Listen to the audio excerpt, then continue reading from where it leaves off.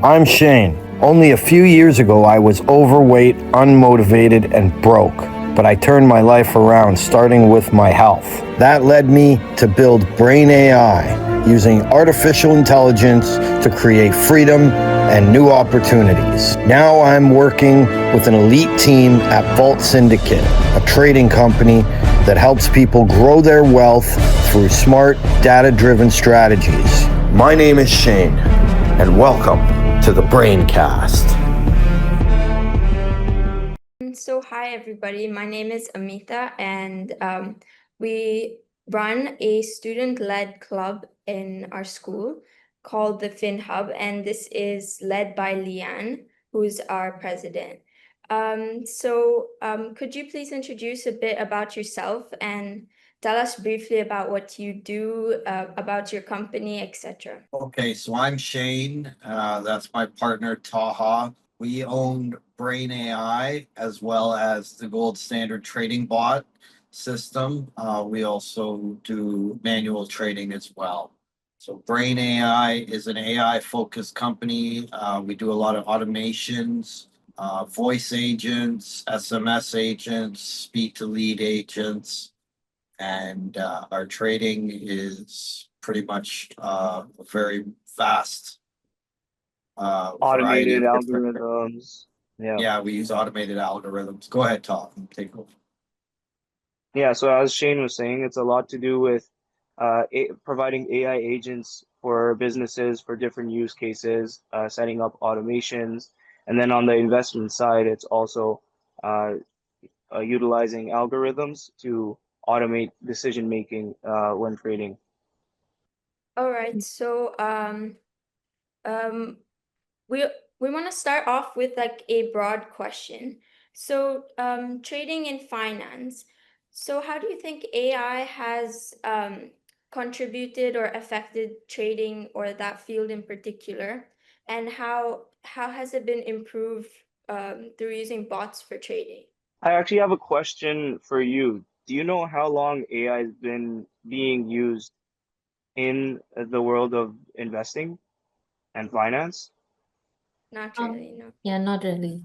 Yeah, so are you aware of the system Aladdin by BlackRock? No, I'm not too familiar with that. So this is actually an AI system that one of the largest asset management companies in the world, BlackRock, came up with, I believe in the 90s or early 2000s.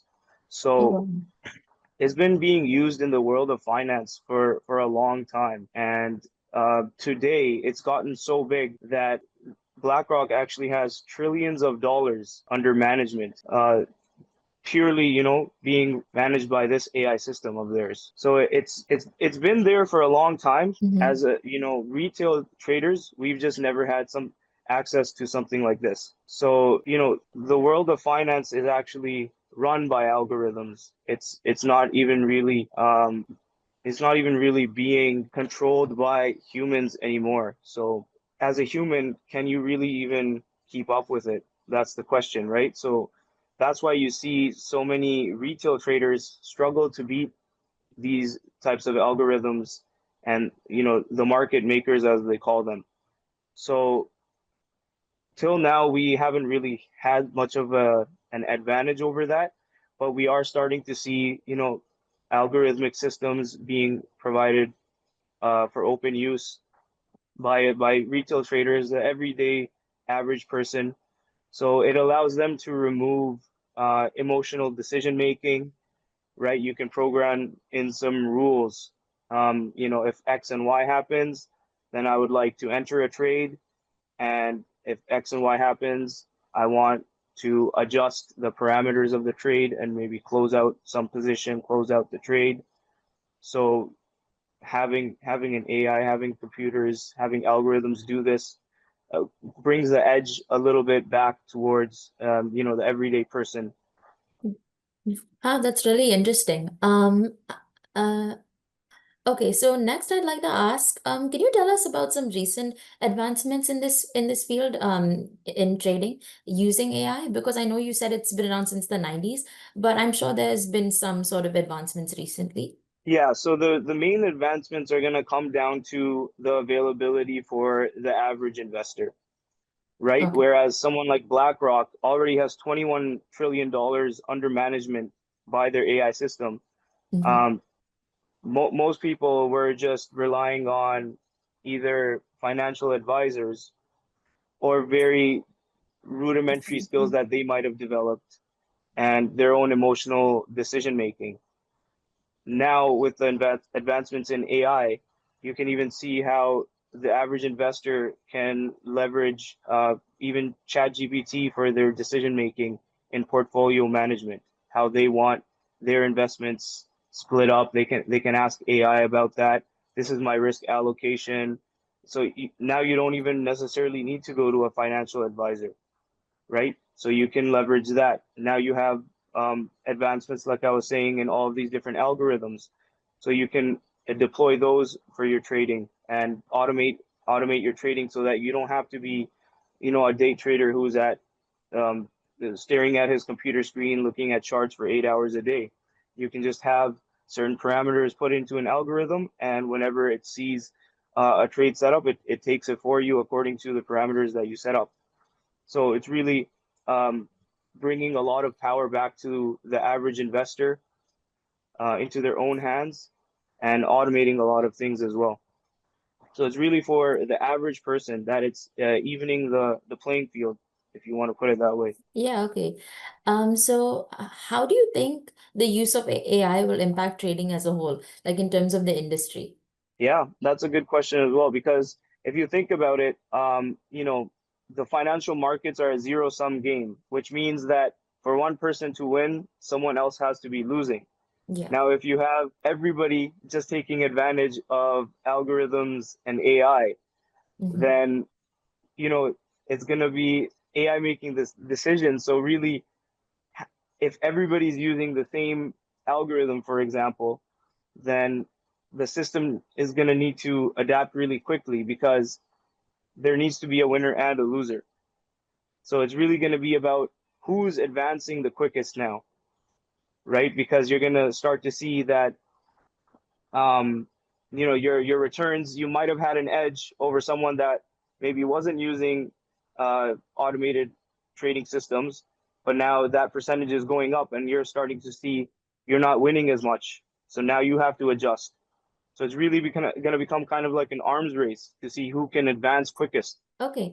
So just a follow-up question. So what do you think is going to be the next advancement um in AI and trading? Yeah, I think the next advancement we're looking at is allowing, your algorithms to actually improve on themselves. So you're gonna have data coming in from the markets, and you feed that into an AI that's actually gonna then, according to the changing market conditions, Mm-hmm. update your algorithms. Oh, wow. Okay. Yeah, so we are actually working with a system that's very, very similar. It's doing that so that it's constantly making, micro improvements according to the changing conditions in the market, and all sorts of data. Uh, Amita, I think you are gonna ask next question. Yeah. So, me and Leanne are economics students, and we're always reminded that while some aspects in like every market are predictable, some are not, especially like due to like external factors. So, how is AI adapting or learning to cater to these like external factors, especially in like such a volatile or like dynamic market, such as like for trading? So external factors, you're talking about macroeconomic conditions like global politics and such. Um, yeah, essentially that. Yeah, so that Those really comes unforeseen down. consequences. Sorry? Like those unforeseen changes or events. Like for example, the COVID-19. Right. Mm-hmm. Right. Yeah, this is a big one actually in terms of algorithms and trading. Black swan events are something that I don't think the market has quite figured out how to deal with yet. And algorithms are especially susceptible to this, where if you don't have good checks and balances in place for something, going completely wrong, or something that comes up that you weren't expecting at all, and all of a sudden you have huge swings in the market, as you saw with COVID, the market suddenly having a flash crash. This can actually lead to very big losses, very big drawdowns in people's portfolios and trading accounts if they're using automated systems and they don't have certain stops in place to get out of their investments, to get out of their trades, and you have some sort of black swan event happening. So yeah, this is actually one of the biggest concerns when it comes to algorithmic trading and using AI in the financial markets.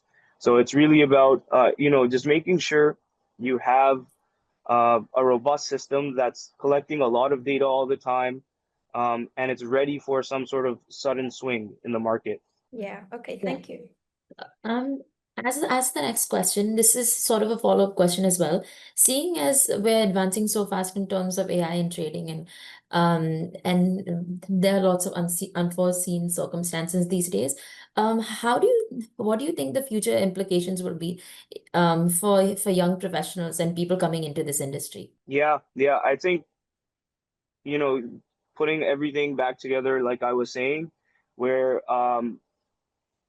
you don't necessarily need to go down the path of I want to work a job in this field, right? You can actually dip your toes. Um, Being in any field, in any job, you can be a part of this field. That's number one. You don't necessarily need to be going to Wall Street and working a job there, right? Then also it comes down to, is AI going to be replacing the job of a financial advisor, right?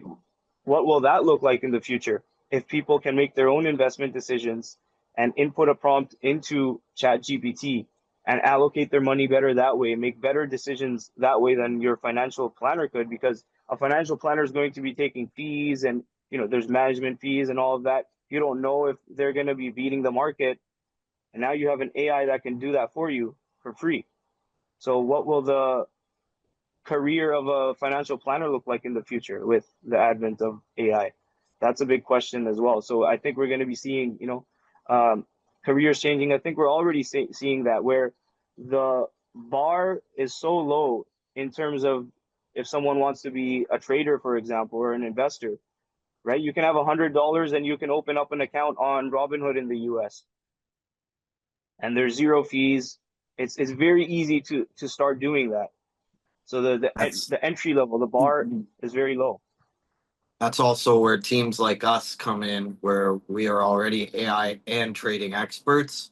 So we can kind of take over where others leave off. So, in terms of where AI leaves off, can you tell us a little bit about where AI can't be replaced, or anything that AI can't do in terms of trading and investments in finance? Oh, that's a really good question. Yeah. One thing that humans have that AI doesn't have is going to be intuition and emotions. Mhm.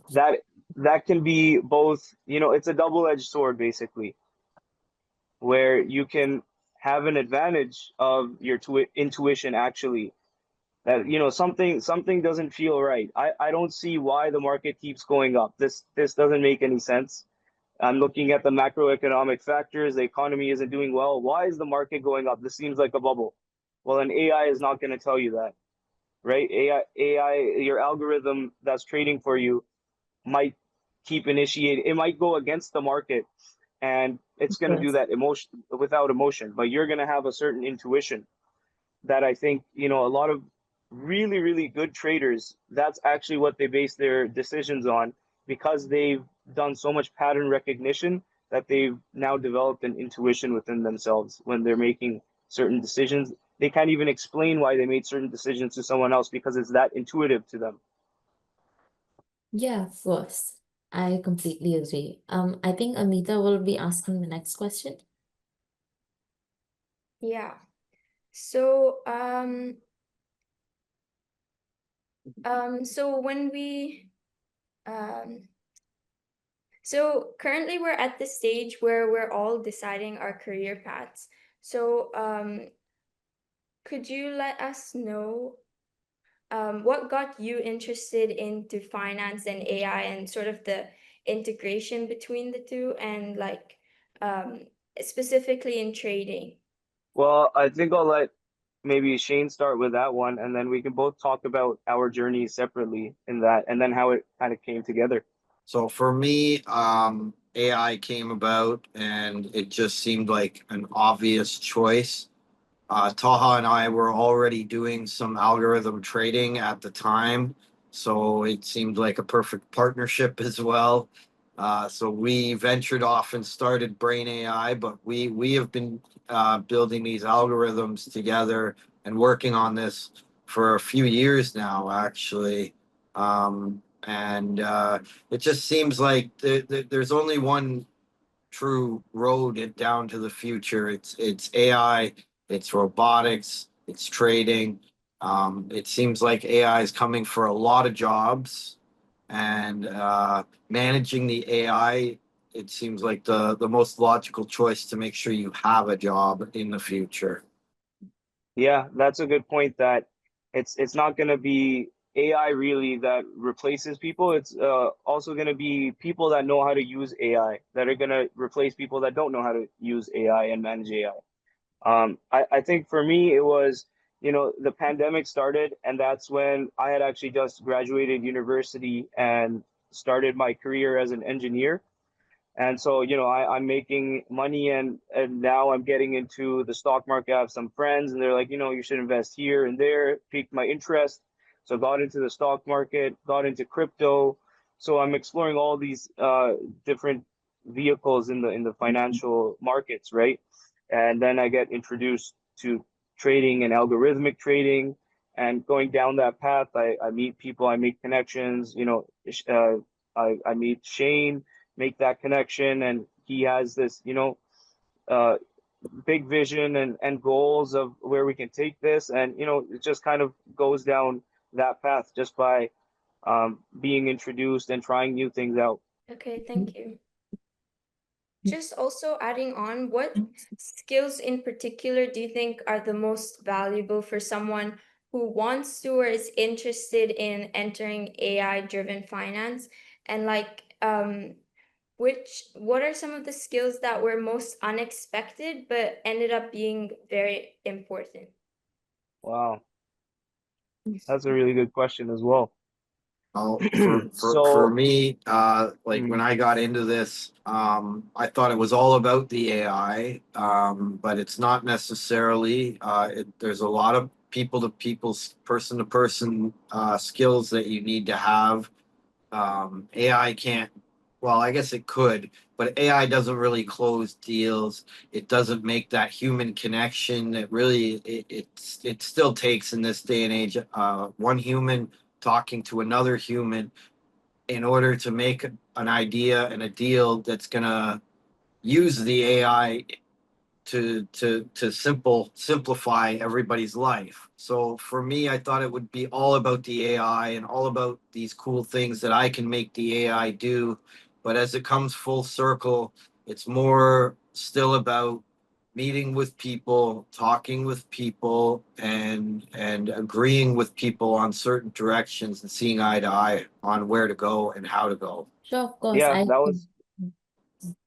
was well put. Exactly. That uh, again goes back to, you're gonna see a lot of AI coming into the market, but it's going to be the humans behind it that are really driving it, and the relationships that they're able to hold. So those soft person skills, those are really going to matter. And then on the individual level of, uh, you're handling money now. There's going to be a lot of emotions behind that. Your own money, other people's money. So it comes down to longevity. For me, that's what it is. Your mindset to maintain longevity in the markets. Because if you have an account to play with, if you have money, there will always be a new opportunity around the corner, always a new setup. But if you blow your account, if you blow your capital and lose your capital, then you can't be a part of the game. So it's really important to understand that part where you're managing your risk and you're making sure you're in the game for a long, long time. Sure, of course, definitely. Amita, do you have any follow-up questions? I'm just more curious about how the AI models work or the AI algorithms. Is it like fully automated or like is there human intervention involved or is it just for like setting up the regulations or are they involved in the actual monitoring of these trades? So Yeah, so really, Taha monitors a lot. He has to monitor pretty much every day. He has to. So our algorithm, it jumps in and out of trades on its own, but without Taha there to manage it and monitor it and make sure nothing's going wrong, because it still makes mistakes here and there. Jump like what happened the other day. Yeah, something crazy happened. But without like a human with their finger on the switch, things can still go very wrong. yeah. So you have the trades happening automatically. It'll manage all of that. It's up to you really to there's certain settings that you basically set that you're risking a certain percentage. You have your stop loss and take profit levels. You can adjust all of that. So it comes down to the human to manage those settings, and then you kind of just press play. So you just turn it on and let it be, and now you're just monitoring like any other software that there's no bugs, there's no errors. You have to just manage the reports that are coming from the system to make sure it's all operating as intended. And if it's not, then you just got to figure it out. You got to debug, you got to fix it. Maybe you're tweaking the algorithm, right? You're not liking the way that, for example, you can back test a certain algorithm that okay would have performed this way in the last 10 years, but now when I'm using it in the live markets, something isn't adding up. It's not matching what I'm expecting. So maybe there's something that I'm missing here. You're adjusting that. You're again running back tests. You're again using it in the live market. So it's not as simple as, you come up with an algorithm and then you just press play and let it run.